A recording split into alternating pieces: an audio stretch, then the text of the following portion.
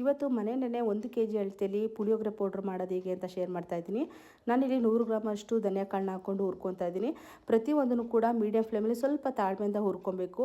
ನಾನಿಲ್ಲಿ ಅಳತೆ ಪ್ರಕಾರ ತೊಗೊಂಡಿದ್ದೀನಿ. ನೀವು ಕಪ್ ಅಳತೆ ತೊಗೊಳಿದ್ದೀರ 1 ಕಪ್ಪು ಧನಿಯಾ, 1 ಕಪ್ಪು ಕಡಲೆಬೇಳೆ, ಉದ್ದಿನಬೇಳೆ ಈ ರೀತಿ ತೊಗೊಳ್ಳಿ. ಕಡಲೆಬೇಳೆ ಉದ್ದಿನಬೇಳೆನೂ ಕೂಡ ಹುರ್ಕೊಂಡಾದ್ಮೇಲೆ 4 ಸ್ಪೂನ್ ಜೀರಿಗೆ, 2 ಸ್ಪೂನಷ್ಟು ಕಾಳು ಮೆಣಸು, 1/4 ಸ್ಪೂನಷ್ಟು ಮೆಂತ್ಯ, 1/4 ಸ್ಪೂನ್ ಸಾಸಿವೆ ಹಾಕ್ಕೊಂಡು ಅದನ್ನು ಕೂಡ ಹುರಿದು ಸಪ್ರೇಟ್ ಎತ್ತಿಟ್ಕೊತಾ ಇದ್ದೀನಿ.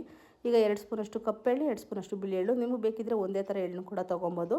ಇದು ಕೂಡ ಚಟಪಟ ಅಂತ ಸಿಡಿದ ಮೇಲೆ ಅರ್ಧ ಕಪ್ಪಷ್ಟು ಒಣ ಕೊಬ್ಬರಿನ ಹಾಕ್ಕೊಂಡು ಹುರ್ಕೊತಾ ಇದ್ದೀನಿ. ನೀವು ತುರಿನೂ ಕೂಡ ಹಾಕ್ಕೊಬೋದು. ಒಂದು ಅರ್ಧ ಸ್ಪೂನಷ್ಟು ಎಣ್ಣೆ ಹಾಕ್ಕೊಂಡು 100 ಗ್ರಾಮ್ ಅಷ್ಟು ಬ್ಯಾಡಗೆ ಮೆಣಸಿನ್ಕಾಯಿ, 4 ಖಾರದ ಮೆಣಸಿನ್ಕಾಯಿ, ಒಂದು 30 ಎಲೆಯಷ್ಟು ಕರಿಬೇವು ಸೊಪ್ಪನ್ನ ಹಾಕ್ಕೊಂಡಿದ್ದೀನಿ. ಬ್ಯಾಡಗೆ ಮೆಣಸಿನ್ಕಾಯಿ ಸುಮಾರು ಒಂದು 40 ಇದೆ. ಇದೆಲ್ಲ ಕೂಡ ಕಂಪ್ಲೀಟ್ ತಣ್ಣಗಾದ್ಮೇಲೆ ಮಿಕ್ಸಿ ಜಾರ್ಗೆ ಸ್ವಲ್ಪ ಸೇರಿಸ್ಕೊಂಡು ಸ್ವಲ್ಪ ಬ್ಯಾಡಗೆ ಮೆಣಸಿನ್ಕಾಯಿ, ಸ್ವಲ್ಪ ಧನಿಯಾ ಕಾಳು ಇದನ್ನೆಲ್ಲ ಸೇರಿಸಿ ಪುಡಿ ಮಾಡಿ ಒಂದು ಪ್ಲೇಟ್ಗೆ ಕಂಪ್ಲೀಟ್ ತಣ್ಣಗಾಗೋದಕ್ಕೆ ಇಟ್ಕೋಬೇಕು.